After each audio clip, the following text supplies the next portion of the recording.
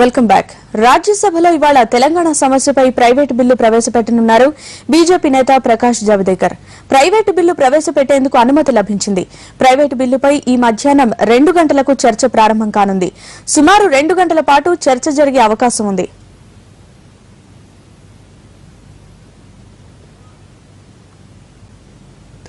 ఉప ఎన్నికల వేళ సత్తా చాటేందుకు అవసరమైన మంత్రదండాల్ని బయటకు తీస్తోంది హస్తం పార్టీ.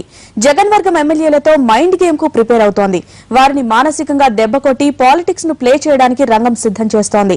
సరైన టైంలో పదవుల నియామకాలపై కూడా దృష్టి పెట్టింది. ఢిల్లీ పర్యటనలో ఉన్న పీసీసీ అధ్యక్షుడు బొత్స పార్టీ పెద్దలతో అన్ని విషయాలపై కూలంకషంగా చర్చించారు. పదవుల పంపకాలపై దృష్టి పెట్టారు. డీసీసీ నియామకాలపై ఆజాద్తో గంటకు పైగా చర్చించారు బొత్స. నియామక ప్రక్రియ ప్రారంభించమంటూ హైకమాండ్ కూడా అంగీకరించడంతో మళ్లీ ఆశావహుల్లో ఆశలు చిగురిస్తున్నాయి.